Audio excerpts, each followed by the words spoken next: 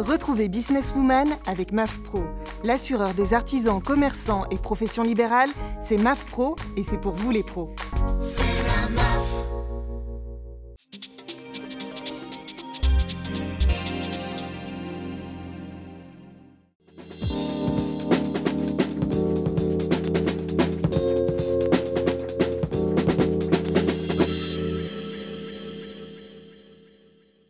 Bonjour à toutes et à tous, bienvenue dans Businesswoman. Nos Businesswomen du jour viennent de loin. Alors là, je ne fais pas référence à la localité, bien qu'on pourrait croire que la banlieue c'est un peu loin de Paris, mais ce serait un cliché.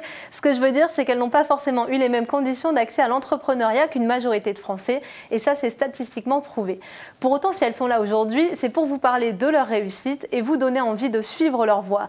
Alors si vous pensiez que naître et vivre dans un quartier prioritaire empêchait tous ceux qui le souhaitaient de monter leur boîte, laissez-moi vous prouver le contraire et vous introduire.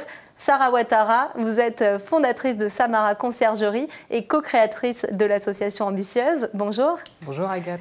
Fatima Idamou, vous êtes fondatrice de RER, Réseau d'échange et de restauration, un projet de restaurant d'insertion en gare de Garches-Sarcelles en Île-de-France. Bonjour. Bonjour Agathe.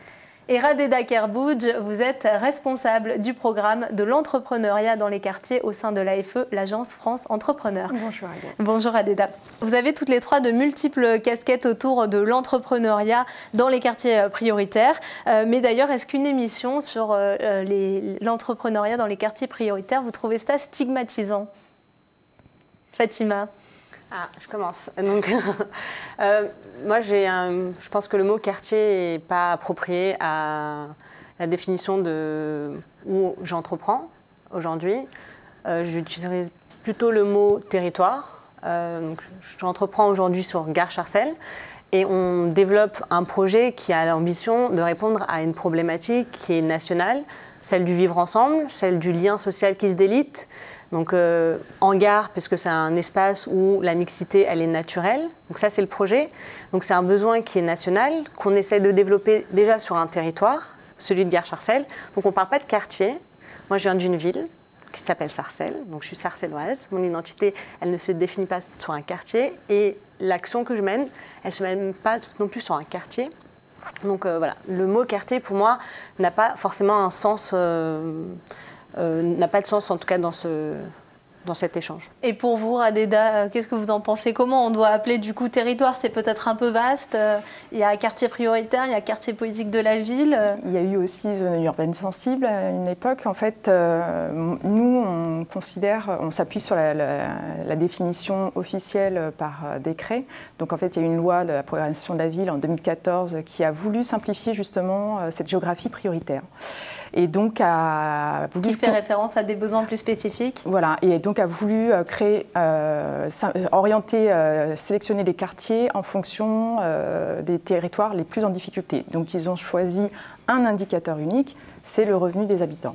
Donc les quartiers qui ont été sélectionnés s'appuient en fait sur des quartiers dont le revenu médian par habitant est inférieur à 60%. Donc pour les quartiers, c'est 11 000 € par an, alors que sur le territoire national, c'est de 18 000 €. Donc voilà, c'est une sélection sur le taux de pauvreté en fait, des quartiers. Pour vous, Sarah, alors qu'est-ce que vous en pensez? Comment on doit employer, quel terme on doit employer, quel terme vous utilisez? Alors, ce qui est gênant avec la notion de quartier, c'est que, par exemple, dans le cadre de l'activité de Samara Conciergerie, nous proposons aux entreprises de mobiliser tout ce qui se fait de mieux et qui est situé au pied de leur bureau. C'est-à-dire qu'on va valoriser le commerce local, mais le commerce local, quand on est implanté à Saint-Denis, c'est l'artisan, le commerçant qui se développe en centre-ville. Est-ce que là, on parle d'un quartier pour le coup? Est-ce que la notion d'indexer en tant qu'entrepreneur de quartier, ça n'enferme pas une personne dans une situation et donc ça la limite, et on a toujours cette idée de plafond de verre. C'est ça qui est un peu gênant, c'est qu'un terme peut enfermer une personne. Mais il est en tout cas quand même important d'en parler, et vous êtes toutes les trois d'accord là-dessus, de parler justement des difficultés qu'on peut peut-être plus rencontrer dans certains territoires, dans certains quartiers, dans certaines zones. Du coup, vous, Sarah, vous êtes à la tête, vous le disiez, d'une entreprise de proximité. D'où vous venez géographiquement et socialement? Alors moi, j'ai grandi, j'ai étudié, j'ai travailler aussi sur un territoire, la Seine-Saint-Denis, un territoire dont je suis folle, amoureuse. Les gens ne comprennent pas forcément quand ils ne viennent pas de la Seine-Saint-Denis, mais c'est un territoire qui... ce qu'on peut remarquer sur les territoires qui ressemblent à la Seine-Saint-Denis, c'est que souvent on les décrit par les maux dont ils peuvent souffrir, mais on a tendance à ne pas voir tout ce qui se fait de beau. Quand aujourd'hui on se rend compte que les grands sièges sociaux s'installent en Seine-Saint-Denis, notamment en périphérie du Stade de France, je ne pense pas qu'ils prennent le risque de mettre en péril leur entreprise en venant s'installer là. C'est que vraiment, c'est ici qu'il faut s'installer pour se développer.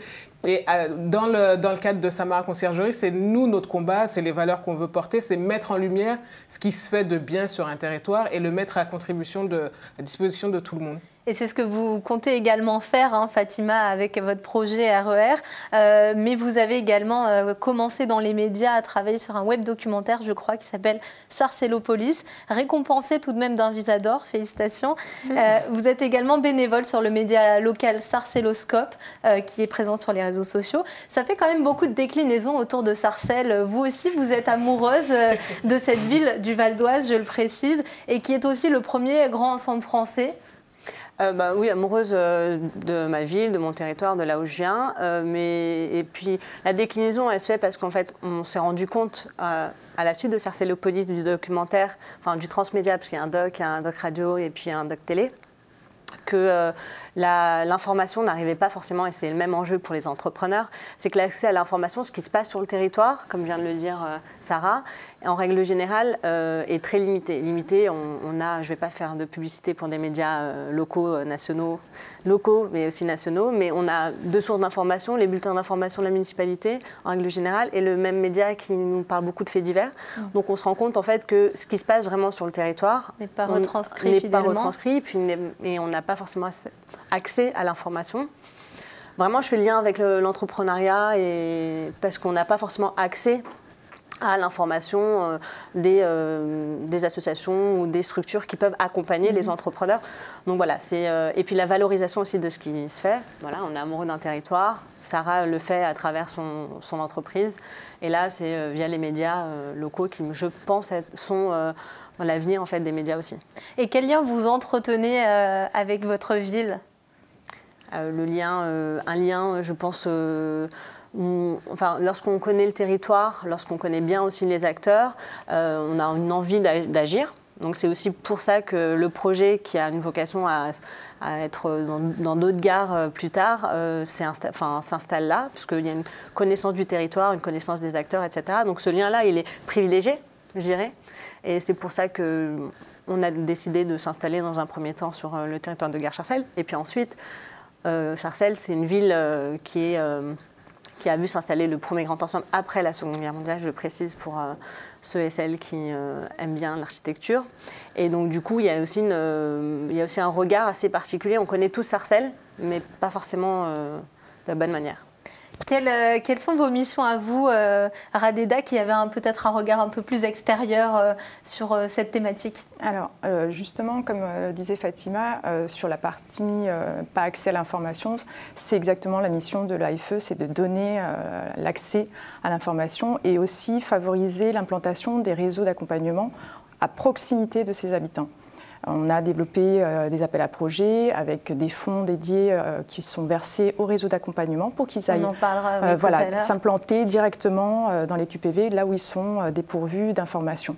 Il y a un site internet, l'accès à l'information, valorisation aussi des entrepreneurs, à la fois les femmes et les hommes. Donc on veut absolument justement prouver, montrer, valoriser que la création d'entreprises existe dans les quartiers et que les gens entreprennent et sont dynamiques et veulent justement redynamiser, changer l'image des quartiers.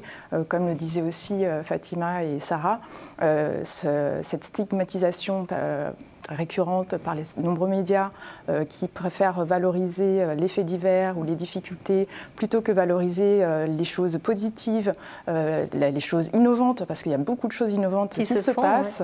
Ouais. Donc voilà, c'est aussi notre ambition, notre volonté avec l'ensemble des réseaux.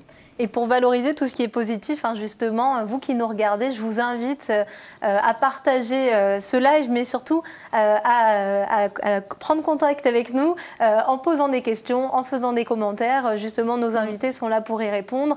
Donc, n'hésitez pas tout au long de l'émission, même si la thématique a déjà été abordée. On y reviendra sans problème et avec plaisir, je pense, pour nos invités. Alors, on a présenté les parcours de chacune. On va maintenant parler un peu plus des difficultés. Vous les aviez un petit peu abordées, Fatima, tout à l'heure, dans ce que vous disiez. Voilà, on voit qu'avec vous, on peut, avec vos profils, surtout toutes les deux, on peut entreprendre dans les quartiers où c'est un petit peu plus difficile, les quartiers prioritaires. Que penser de cette étude ADI d'octobre 2017 qui révèle que 70% des interrogés considèrent que la création d'entreprise n'est pas plus difficile dans les quartiers prioritaires? Sarah? Oui, moi je suis plutôt d'accord avec cette affirmation parce que je considère qu'un entrepreneur, où qu'il soit installé, son premier but c'est faire connaître son offre et le deuxième c'est trouver le premier client. Donc où qu'il soit situé, la difficulté est la même. On peut trouver des difficultés propres à certains territoires. Si on est installé en plein cœur de la Courneuve et qu'on veut devenir la plus grosse start-up installée à la Silicon Valley, en effet, là, il y aura un petit problème. Ce sera celui du réseau, principalement. Donc, il y a quand même des difficultés. Des difficultés qui sont liées plutôt à un contexte social. Voilà. Et qui, quand on n'a pas fréquenté la bonne école, qu'on n'a pas forcément les bons réseaux, qu'on ne fait pas forcément les bonnes rencontres, là, en effet, se pose la question de la difficulté. Radeda, par exemple, quels sont les départements ou le département où c'est le plus difficile, où il y a le plus de difficultés? C'est vrai que les quartiers ne se ressemblent pas. Enfin, on l'a bien vu. On ne peut pas faire de généralité. On ne peut pas faire de généralité. Même l'Observatoire national. Mais où l'accès, en tout cas, à tout ça, aux informations, au réseau. En fait, c'est simplement les territoires, effectivement, où on recense un déficit d'équipement, donc d'accès justement à des acteurs qui sont implantés sur le territoire. C'est là où on peut considérer effectivement qu'il y a plus de difficultés. Après, c'est vrai que c'est selon la situation sociale, mais je rejoins Sarah quand elle dit qu'effectivement, les difficultés pour entreprendre, il n'y en a pas forcément. La création d'entreprises est accessible à tous. Par contre, effectivement, c'est la situation personnelle, donc effectivement, le manque de qualification, le manque de formation. Le manque d'accès à un réseau, soit amical, professionnel. Et il y a aussi la confiance en soi. C'est vrai que le fait de ne pas avoir accès à un emploi, souvent, ce n'est pas pour dire une généralité, mais souvent on crée une entreprise pour accéder à un emploi, créer son propre emploi. Le fait d'avoir essuyé pas mal de refus. Donc c'est plus un choix par dépit, c'est ça? Pas forcément. Alors souvent quand on interroge, différentes enquêtes soulignent que c'est pas forcément par dépit, mais c'est un moyen de valoriser ses compétences qui ne sont pas forcément valorisées sur le marché du travail. Et c'est surtout cette confiance en soi. Après, souvent on entend, ce n'est pas vérifié, les discriminations ressenties. Donc c'est un travail que font aussi les réseaux, travailler avec les porteurs de projets pour retrouver une confiance en soi, aller vers les banques, etc. On le verra. Donc voilà. Quelles étaient, Fatima, de votre côté, les raisons pour lesquelles vous vous êtes lancée? Moi, c'est une opportunité d'un challenge qui avait été lancé par la SNCF, mais aussi la volonté de concrétiser en fait une analyse du territoire, de mes différentes expériences professionnelles et de voir quelque chose, en tout cas de confronter aussi tout ça à la réalité, parce que c'est beaucoup plus facile de dire qu'il n'y a rien sur un territoire ou que la critique est facile, l'art est difficile. Donc c'était aussi de se confronter à cette réalité. Après, moi, je pense que, pour répondre à votre question, c'est l'accès à l'information qui est la plus grande difficulté sur un territoire, comme celui de Guerre-Charcel, mais aussi sur d'autres territoires. L'information, c'est-à-dire qu'il y a énormément de choses qui sont sur l'accompagnement des entrepreneurs. Je parle juste sur un des dispositifs dont j'ai bénéficié, qui s'appelle le Fonds de confiance, qui est un dispositif de France Active, qui n'est pas forcément très bien connu. Moi, je fais un peu de publicité en même temps. Vous faites bien d'en parler. Justement, les personnes qui nous regardent, je pense, sont intéressées par vos conseils. Je pense que ça peut être plus pertinent. C'est un dispositif qui peut être très utile pour des personnes qui sont vraiment dans l'étude de faisabilité de leur projet, qui n'ont pas forcément les conditions financières ou... Et donc, en quoi il consiste ce dispositif? À quel moment on peut aussi y recourir? C'est vraiment dans l'étude de faisabilité du projet de l'entrepreneur. Ça consiste au moment où un peu ce qu'on appelle l'étude de marché. Voilà, on va dire ça comme ça, mais avec l'objectif de l'entreprise qui est d'avoir un impact social, sociétal, économique sur un territoire. Donc voilà, c'est permettre d'avoir des bonnes conditions pour pouvoir faire cette étude-là, donc faciliter en fait à l'entrepreneur d'être dans un cadre, être accompagné. De quelle manière accompagner? Alors, en fait, c'est simple, c'est pendant une période, 6 à 9 mois, on est salarié dans une structure qui est identique à celle qu'on veut monter, à peu près, ou en tout cas qui a les mêmes objectifs. Et il y a un soutien financier qui s'élève à la moitié du budget global. Et en fait, on est salarié. Donc, c'est-à-dire qu'on rentre dans une situation qui est confortable pour la personne qui entreprend. Et ça, c'est vraiment un cadre idéal d'accompagnement, à la fois sur ses objectifs, mais à la fois d'un point de vue sérénité, d'un point de vue personnel aussi. C'est aussi ça qui manque parfois, c'est que beaucoup de personnes se lancent dans l'entreprise. Alors, souvent, ils sont actifs, parce que l'analyse de Terra Nova disait que beaucoup de personnes qui se lancent en créant leur propre entreprise, en micro-entreprise, voilà, sont déjà actifs, mais ceux qui ne le sont pas usent de leur situation sociale pendant un moment, et puis après, elle est limitée, donc du coup, sont obligés de repartir dans un salariat. Et vous, alors, pour vous ? Vous avez combiné les deux aussi au début? Moi, j'ai bénéficié en fait en tout cas, j'ai eu la possibilité de... Qui vous a permis de terminer faire votre activité? Voilà, et de faire mon étude de faisabilité dans des bonnes conditions et d'être accompagnée par des professionnels. Voilà. Est-ce qu'il n'y a pas des difficultés aussi financières? Parce que vous avez parlé de l'accès à l'information, des freins culturels, le côté pratique, les dispositifs d'accompagnement. Radeda? Alors effectivement, il y a l'accès au crédit bancaire qui, effectivement, certains évoquent... Alors soit certains s'autocensurent, ne vont pas voir les banques ou les dispositifs d'accompagnement aussi parce qu'ils considèrent que ce n'est pas fait pour eux. Il y a cette image aussi que le prêt ne va pas être accepté. Absolument, aussi. Ou parce que le secteur d'activité dans lequel il crée n'est pas du tout intéressant pour les banques. Donc il y a cette idée reçue et donc il y a tout un travail aussi qui est effectué par les réseaux. Notamment, il y a la médiation bancaire d'Initiative France. C'est un accompagnement au sein des quartiers prioritaires de la politique de la ville, notamment avec la sensibilisation auprès des femmes entrepreneurs pour les accompagner, les coacher et aussi pour faire des tests, pour aller à la rencontre des banquiers ou pitcher son projet, etc. Donc le crédit bancaire est l'accès à des fonds propres pour démarrer un projet ou avoir accès à des locaux, c'est aussi une difficulté que peuvent rencontrer les porteurs de projets sur les territoires, les quartiers, parce qu'il y a aussi un manque de locaux dans ces territoires. Donc quel est votre conseil là-dessus pour ceux qui veulent entreprendre? C'est quoi? C'est de tenter le prêt, de se diriger vers des dispositifs dont vous avez un peu parlé? C'est surtout, c'est de l'accès à l'information, c'est de leur dire qu'il existe des dispositifs qui sont à la fois généraux et spécifiques aux territoires fragiles, quartiers. Souvent, on englobe ce terme sur territoire fragile puisqu'on parle aussi des territoires ruraux. Il n'y a pas que les quartiers qui présentent des difficultés spécifiques. Mais d'aller et de se renseigner auprès des réseaux, sur Internet, il y a des sites dédiés, des sites spécialisés, notamment l'Agence France Entrepreneur, où on indique toutes les sources de financement et d'aide fiscale et sociale disponibles. Et souvent, les entrepreneurs, quand ils créent, ils découvrent après qu'il y avait des dispositifs d'accompagnement ou des financements qu'ils auraient pu mobiliser pour créer une entreprise. Et pour en citer un autre, par exemple ? Alors, il y a par exemple, pareil pour France Active, on va passer par l'ADI, un autre réseau qui propose des microcrédits et des prêts d'honneur. L'ADI s'adresse notamment aux personnes qui n'ont pas accès au crédit bancaire dans le cadre d'un projet de création d'entreprise. Et certains prêts d'honneur peuvent aller jusqu'à 4 000 €, je crois, et microcrédits jusqu'à 10 000 €. Donc, ils accompagnent et financent les projets de création de reprise d'entreprise.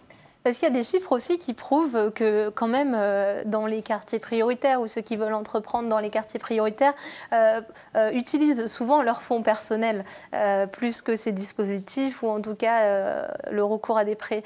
Ça a été votre cas, Sarah ?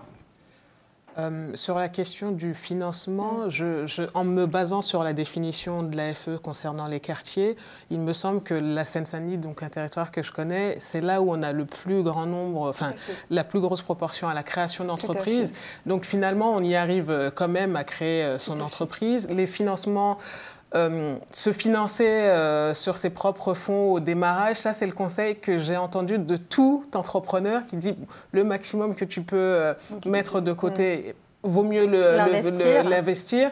Et ensuite se pose la question du prêt bancaire. Donc en effet, je pense que comme tous les autres entrepreneurs, l'idée c'est d'abord d'avoir soit de la love money, soit d'avoir ses fonds propres avant d'envisager un prêt bancaire. Et ça, vous le conseillez aujourd'hui avec le recul que vous avez, de vraiment utiliser tous les fonds qu'on a avant de recourir au prêt ou à un dispositif d'accompagnement ? Alors, je pense qu'en effet, nous sommes beaucoup à d'abord utiliser une situation sociale, avoir l'accès à ces indemnités chômage avant de se lancer. Alors, si cette situation permet d'avoir une somme assez intéressante pour pouvoir financer en propre son activité, je pense, moi je pars d'une activité de service, donc je n'avais pas de gros besoins de financement, mais après ça indique aussi la manière dont on veut se développer et s'investir dans son projet.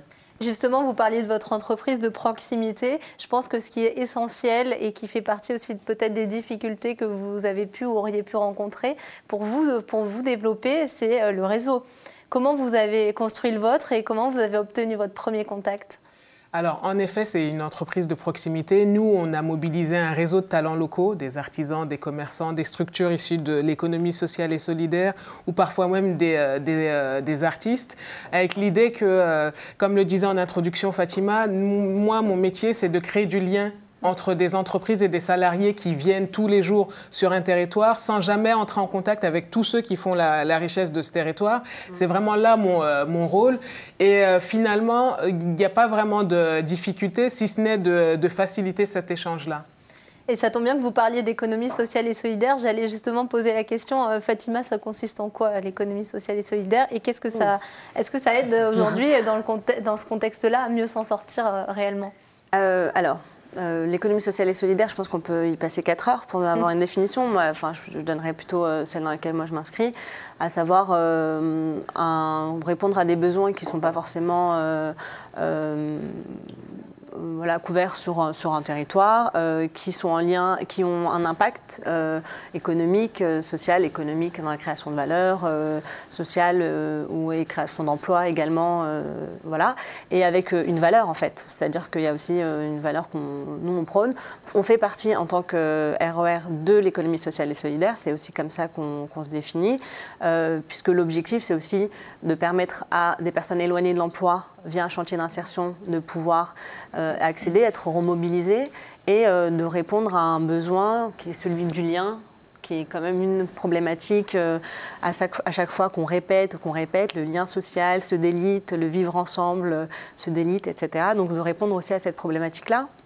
Voilà, et puis avec un travail, et je pense que ça c'est le plus important dans l'ESS, comme on le définit, c'est aussi un travail partenarial avec les différents acteurs, donc publics, privés, associatifs, entre autres, entreprises évidemment, du territoire pour répondre à ces besoins. Et justement, entreprises parmi lesquelles la SNCF,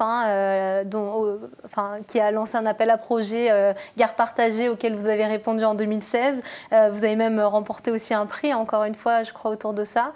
Est-ce que vous pouvez nous expliquer un peu plus en quoi consiste votre projet qui n'a pas encore vu le jour, mais c'est en cours? Alors, le challenge Gare partagée a été lancé en 2016. Donc, l'objectif pour la SNCF, donc Gare et Connexion notamment, c'est d'imaginer les gares de demain. Donc, les gares, c'est quand même des lieux où on passe tous.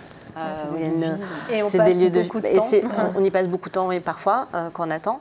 Mais c'est surtout des lieux de passage. C'est des lieux où on traverse, en fait, rapidement. On court, on va prendre notre train.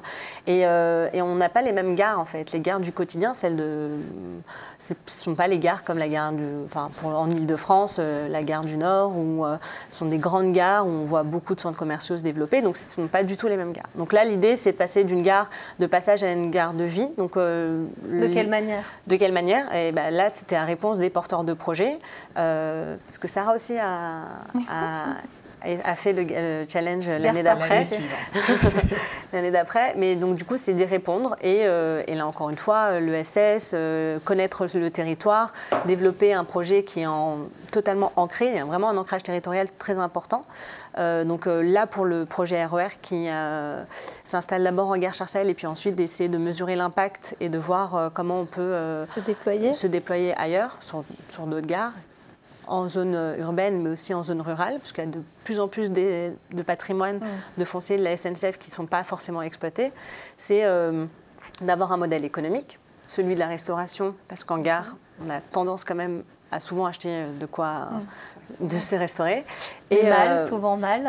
Voilà. Donc là, c'est d'avoir une vraie offre de restauration de qualité et diverse pour la clientèle.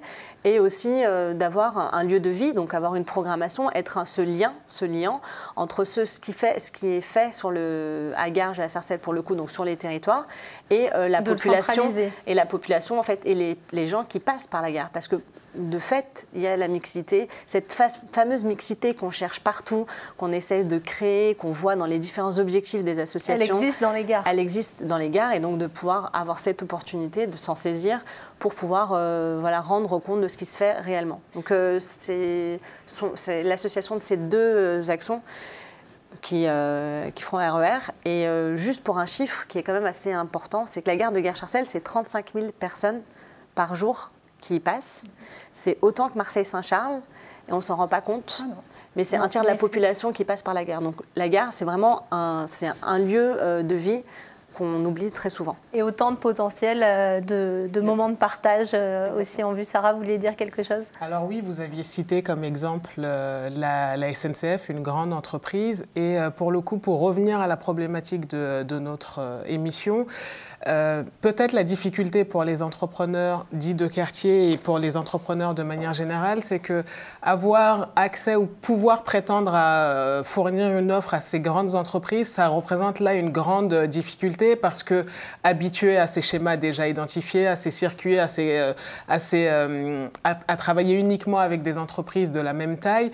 Et c'est vrai que le parcours du combattant pour pouvoir accéder ou offrir ou permettre dans mon cas, à la SNCF de solliciter le petit artisanat, le petit commerce, la structure de type ESAT qui est sur le territoire, là, ça représente déjà une difficulté. Et en effet, là, ça nécessite les interventions de structures comme RER ou Samara Conciergerie, parce que j'imagine très mal quelqu'un à la DRH de la SNCF aller sélectionner des petits artisans sur le territoire, mais moi, je me positionne surtout comme une structure qui va permettre à ces entreprises de valoriser, pour une fois, plutôt qu'on les soupçonne à chaque fois de profiter d'opportunités immobilières, de valoriser leur ancrage local et surtout de contribuer au développement de leur écosystème. Et surtout, il n'y a pas mieux que des personnes qui ont grandi et vécu dans un territoire pour le développer.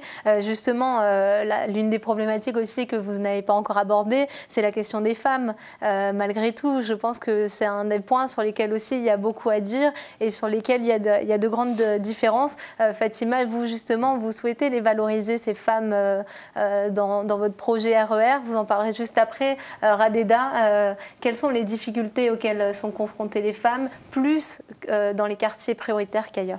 En fait, les difficultés que rencontrent ces femmes sont, on va dire, cumulatives. C'est-à-dire qu'elles sont à la fois sur un territoire en difficulté, en situation pour la plupart de pauvreté, soit elles sont donc mères au foyer et donc soit dans des situations précaires avec des contrats à durée déterminée ou de l'intérim. Ça ne représente pas nos chairs.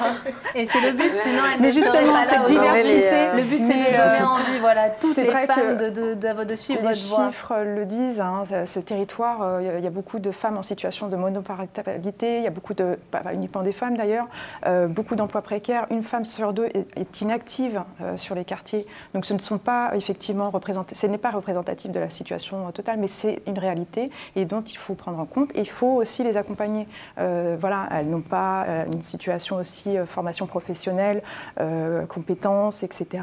Il y a aussi des personnes issues de la diversité immigrée. Donc c'est un accompagnement spécifique. Donc qu'est-ce qu'il faut faire alors justement pour aider ces femmes? Justement, il y a une action de sensibilisation, leur dire vous avez la capacité, vous avez la possibilité effectivement de créer votre propre entreprise. Elles le font, certaines le font sur les marchés. certaines le font dans les gares, voilà, mais ce n'est pas encore, pour certaines c'est pas officiel, donc on les accompagne, les réseaux les accompagnent justement à cette officialisation.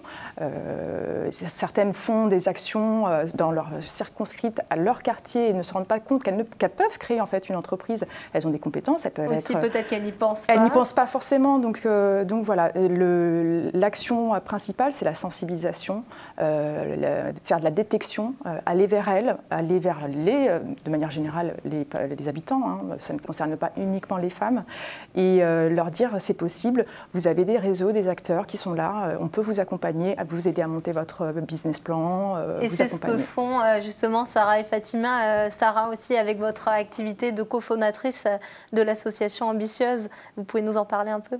Alors, en effet, Ambitieuse, c'est une association qu'on a créée. La fondatrice, c'est Fatou Sidibé, qui avait lancé une start-up, eMarket Africa, qui a été récompensée par Talent des Cités, et qui, après ça, a eu un afflux de femmes qui venaient la solliciter pour savoir comment tu as fait, comment est-ce que je peux faire la même chose, comment est-ce que je peux développer mon business, etc., qui l'a conduit à créer l'association Ambitieuse.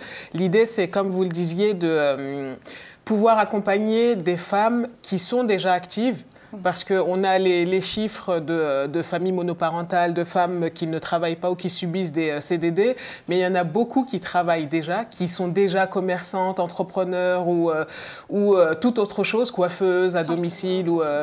Et l'idée d'Ambitieuse, c'est de pouvoir accompagner ces femmes-là, les aider à formaliser leur activité et devenir...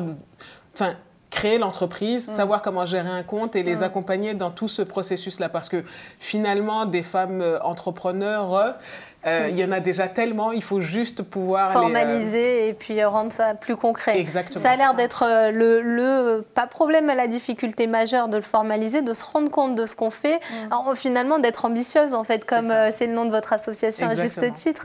Fatima, vous aussi, je crois que vous souhaitez valoriser le parcours, les compétences de ces femmes à travers votre projet RER. Ah oui, je pense que les femmes, elles sont déjà entrepreneurs. C'est juste la définition qu'on donne après. Encore, les mots sont importants. Et ce qu'on en fait. Et ce qu'on en fait. Donc, je pense qu'elles sont entrepreneurs. Ensuite, elles ne rentrent pas forcément dans celles qui ont créé l'entreprise, etc. Donc, mais la première base, la première pierre, elles l'ont déjà posée depuis longtemps. Alors, c'est juste la valorisation et puis ensuite dans l'inscription dans un parcours professionnel, personnel aussi.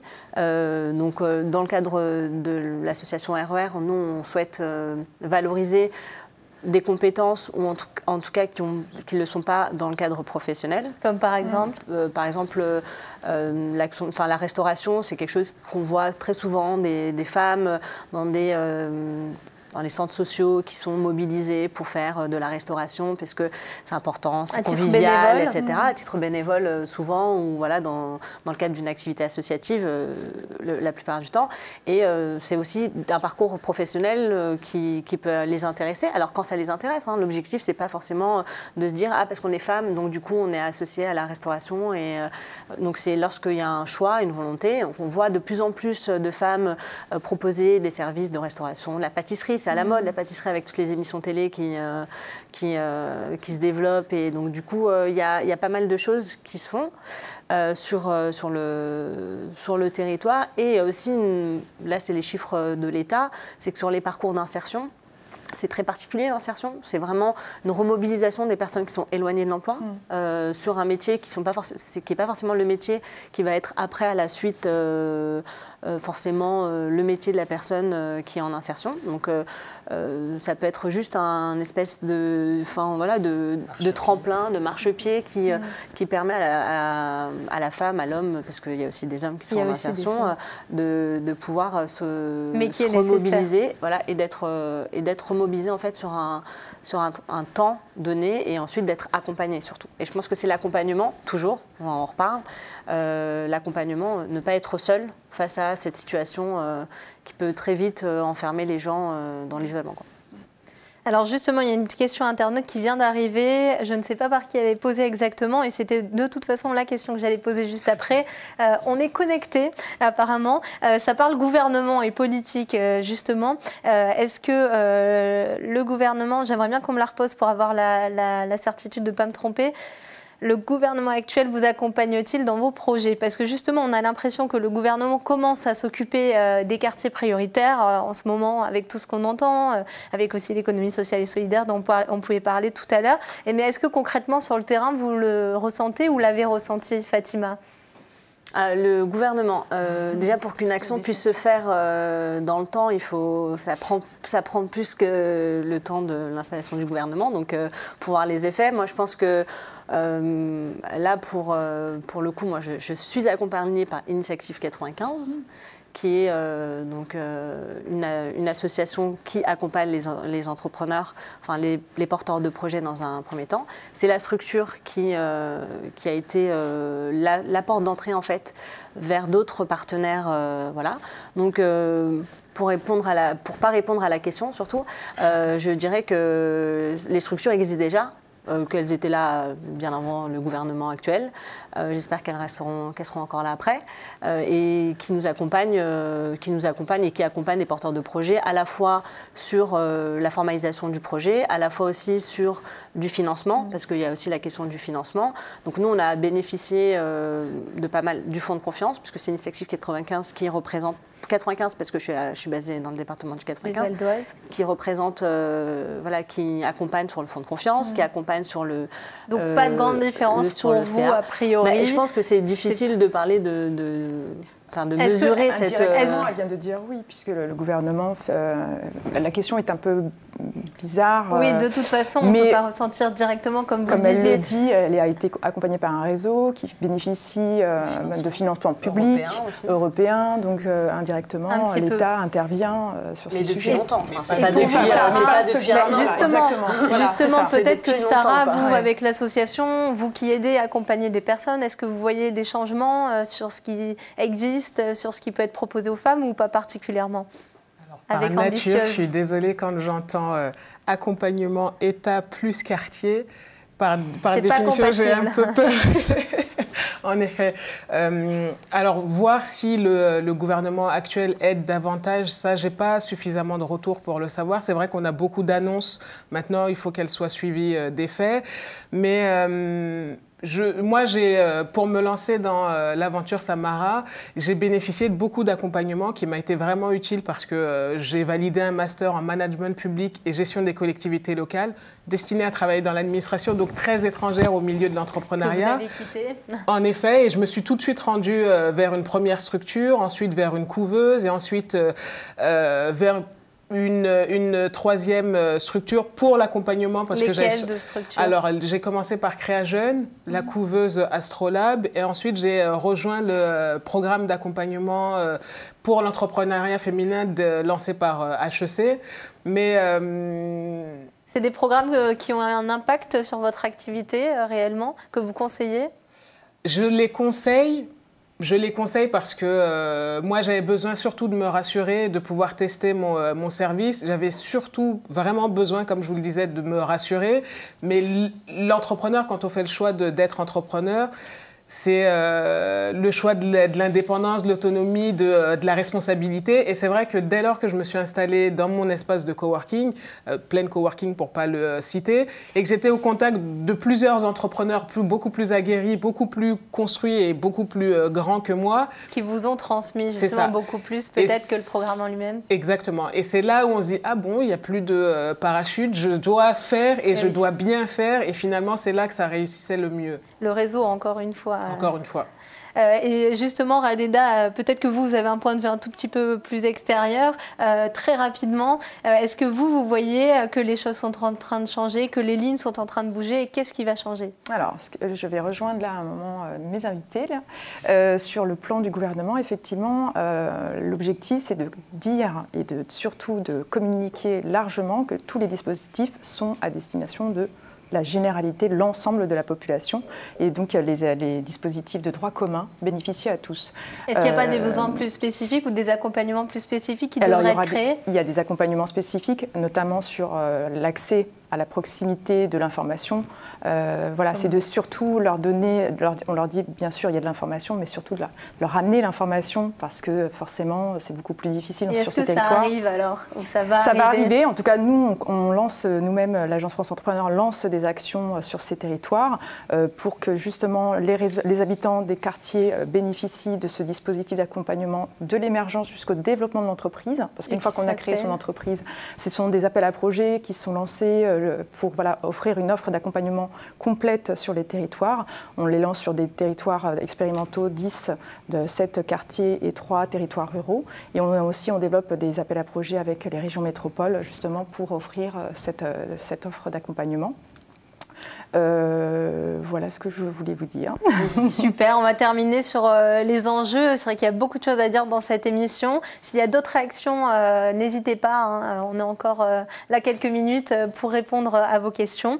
Donc sur les enjeux, voilà, on a vu quand même qu'ils sont énormes parce qu'il y a autant de talents potentiels dans les grandes villes que dans un quartier, que dans zone rurale, qu'en zone urbaine, partout en France finalement. En quoi c'est important non seulement de réussir et de trouver les accompagnements nécessaires à se lancer dans les quartiers prioritaires, mais surtout d'y rester dans ces territoires pour entreprendre et les développer. Sarah? Alors moi, je pense qu'il est, pour quelqu'un qui se lance dans la création d'entreprise, il est pertinent de démarrer là où on est le plus à l'aise. Moi, j'ai pris 0 risque en démarrant mon activité en Seine-Saint-Denis parce que j'y suis légitime. Je maîtrise les différentes composantes de ce territoire, mais ce projet-là aurait pu se développer à Paris, à Marseille. Enfin, de toute façon, c'est l'ambition qu'il se développe partout en France. Mais il faut pouvoir démarrer son projet là où on se sent à l'aise. Donc si on est originaire d'un quartier ou d'un autre, il faut pouvoir détecter tout ce qui se fait de positif, tout le potentiel qu'il peut y avoir sur ce territoire-là. Et c'est là que je pense que il faut aussi pouvoir se mettre dans une démarche de partage. Moi, j'ai rencontré tellement de gens qui m'ont appris par leurs critiques, par leurs encouragements, par leur expérience, etc., que c'est ça aussi peut-être être entrepreneur des quartiers, c'est s'ouvrir à ce qui se fait chez soi plutôt que d'imaginer que l'herbe ailleurs est plus verte. Et pourquoi c'est important de se développer sur son territoire, Fatima ? C'est une conviction personnelle ou c'est aussi un réel besoin et une nécessité pour le territoire? Il y a les deux. En fait, la première chose, c'est qu'on répond à un besoin. Donc déjà, ça veut dire qu'on connaît le territoire, qu'on a analysé le territoire, qu'on a analysé les besoins. Et c'est surtout, parce que là, on parle d'entreprise, il y a plein de types d'entreprises qui s'ouvrent tous les jours. Moi, j'ai la chance de passer beaucoup de mon temps dans les locaux d'Initiative 95 où je vois des entrepreneurs passer. Mais alors, c'est tout type d'entrepreneurs. Nous, avec Sarah, c'est un peu biaisé parce qu'on travaille sur la même chose, le lien, même si c'est pas l'offre, elle est différente, mais on a quand même le même ADN, c'est-à-dire qu'on est sur du lien, sur le territoire, valorisation du territoire, etc. Après de différentes manières. Mais il y a plein d'autres entreprises. Il y a plein de licornes aussi dans les quartiers, parce qu'on parle beaucoup de Startup Nation aussi en ce moment. Donc, il y a justement, beaucoup c'est ma question qui allait venir juste ensuite. J'ai l'impression qu'il y a quand même beaucoup plus de boîtes qui se lancent dans les quartiers prioritaires dans le domaine des services que dans l'innovation, par exemple, Radeda. Est-ce que c'est une impression parce qu'il y a un réel besoin et qu'on doit d'abord combler ce besoin et on n'ose pas innover dans ces quartiers ou... Ça, c'est une idée reçue. Hein. Oui, je pense que là, comme le développement économique. Oui. Non, mais c'est juste pour terminer ce que je disais tout à l'heure, c'est comme le développement économique, c'est qu'on a tendance à penser que le développement économique dans les territoires, c'est de faire venir des grandes entreprises et donc de leur faciliter l'installation avec une optimisation peut-être fiscale plus intéressante et en pensant que l'entreprise va rester, va répondre, va créer de l'emploi.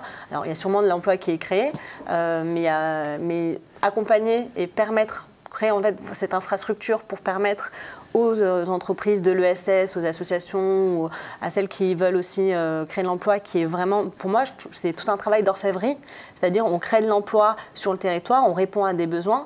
Je pense qu'une une entreprise qui veut ouvrir une pâtisserie devrait être autant accompagnée, une entreprise sur le territoire, parce qu'il n'y a pas de pâtisserie, parce que j'aime bien les pâtisseries aussi, mais il devrait être autant accompagnée qu'une grande entreprise qui vient s'installer, parce que l'emploi, peut-être que ce n'est pas 15-20 emplois, mais cet emploi-là va être plus durable.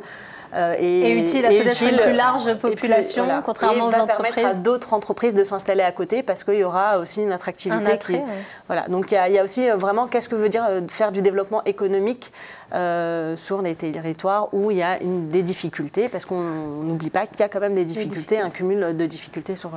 Voilà. Donc on n'hésite pas à se lancer, hein, peu importe le domaine dans lequel on a envie d'entreprendre. On va terminer très rapidement sur un conseil que vous aimeriez donner à ces femmes qui veulent entreprendre. Sarah, pour commencer avec vous. Je leur conseillerais d'oser. Tout comme celui qui veut se lancer dans une démarche entrepreneuriale, il faut oser et voir très très loin pour pouvoir y accéder. Fatima ? Être accompagné, on en a beaucoup parlé, mais je pense être patient ou patiente sans être pressé. Voilà, donc pour moi, c'est un peu la définition de la persévérance, c'est avoir envie, mais en prenant le temps aussi de développer son action. Radeda, sur les événements à venir, les grands rendez-vous à ne pas manquer qui peuvent servir à ceux qui nous regardent. Justement, on parle d'accompagnement. Tout à fait. Et il y a un salon de la franchise. C'est aussi un moyen d'entreprendre, hein, reprendre une franchise. À Paris. Voilà, c'est le salon de la franchise à Paris, par exemple le 26 mars, où justement il va y avoir un temps dédié sur l'entrepreneuriat dans les quartiers. Alors, même s'il faut définir un entrepreneur par ce qu'il est avant de le définir par l'environnement dans lequel il a évolué, il y a encore du boulot pour faire bouger les lignes dans ce qu'on appelle ou pas les quartiers prioritaires et réduire aussi les inégalités. Heureusement, des femmes comme vous trois sont là pour montrer leurs exemples de réussite, informer, accompagner et aider concrètement ceux qui veulent se lancer ou lancer leur boîte. Alors, merci à toutes les trois pour tout ce que vous faites et également pour être venues sur ce plateau. Merci. Quant aux femmes qui nous regardent, on ne le répétera jamais assez. Soyez audacieuses, ambitieuses et ayez confiance en vous comme d'autres l'ont fait avant. Sachez que vous pouvez voir ou revoir cette émission sur ellesentreprenent.fr, wedoobiz.com et bien sûr demaintv.fr. Et pour découvrir d'autres parcours de femmes entrepreneurs, je vous donne rendez-vous le mois prochain. Et d'ici là, n'oubliez pas, derrière chaque businesswoman, il y a une vocation, la vôtre. Alors, pas de quartier pour les clichés et pas de clichés non plus pour les quartiers.